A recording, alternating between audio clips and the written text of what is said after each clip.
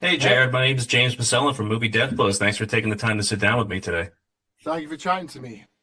How does Jared Harris keep ending it up in these sci-fi fantasy worlds? Foundation, Carnival Row, Mortal Instruments. Do you just love doing this kind of stuff? Expanse, don't forget the Expanse. I did forget The Expanse You and did. Resident Evil too, but Oh yeah, that's going way back. Yeah, yeah. I mean, I like science fiction as a storytelling genre. I'm big fans of it. I watched all of Star Trek the series and Next Generation and Star Wars and Battlestar Galactica and Buck Rogers in the 25th century and you name it. I there's something about that storytelling that appeals to me and the opportunities to use it as allegory. So I'm glad to hear you're one of the sci-fi nerds like us. Welcome, Jared. We welcome you humbly. How do you view Harry Seldon? I was asking Lou this earlier. Do you see him as like a good guy? Is he a villain? Like, how do you? He's what did she he's say? different. She said it depends if it's actually Harry or if it's the one that's on Terminus and everything like that. It depends Oh, if it's really? Which one does she think's the villain? the one on Terminus and his little thing floating around up there. Yes. Interesting. I have to have a word with her about that. Yeah, I mean, they both. I suppose the idea is they both have the possibility to go to the dark side, if you like, and they're always playing with that idea. Um, I don't see Terminus Harry as being a villain. I see him as having become somewhat disembodied, if you like, and not able to empathize with the plight of the people whose fate he's conducting. Um, the other Harry sort of learned some pretty harsh lessons, was pretty badly damaged by that experience between season one and season two, and is never really going to recover from that.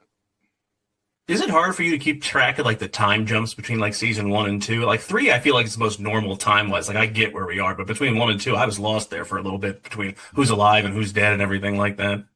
Well, I think that's part of the sort of the groundwork where you get familiar to, the language of the series, and that's one of the reasons why there's so much more propulsive energy to this season because we've all got that now. That's baked into the DNA, and you don't have to explain any of that stuff. There was also a time jump at the end of season one. That was a little bit. That's probably added to the what that confusion was because some of that time jump in season one overlaps with the time jump between season one and season two. Yeah, no doubt. A couple of years ago, I got to speak with your little brother, Jamie, who's one Yep, of the nicest people in the world, one of the it nicest guys I've ever talked to. I asked him about, your time on Carnival Row working. I was like, Jamie, how does it feel that your older brother got killed and you got to live for once? He's like, he told me verbatim he was delighted that you got killed. How do you feel about that? Well, he keeps writing scripts. He goes because he's actually a really good writer, a script writer. And he goes, Chad, I've written a good script. There's a part for you. You're dead on page two. He's always trying to kill me off. What can I say? He's my younger brother.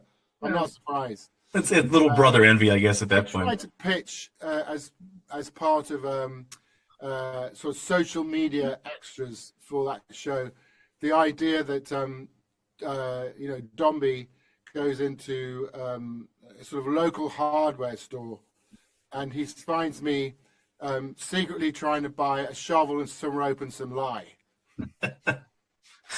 He told me, I was like, he's like, they said those two characters would never interact. We wanted to film a scene and everything like that. They just And wouldn't I let us do it. really, really wanted that. I was begging Renee Echevarria, please write a scene where we can be in the same scene together, but he just couldn't figure out a way to make it work. But it was such a thrill to be there with him on that.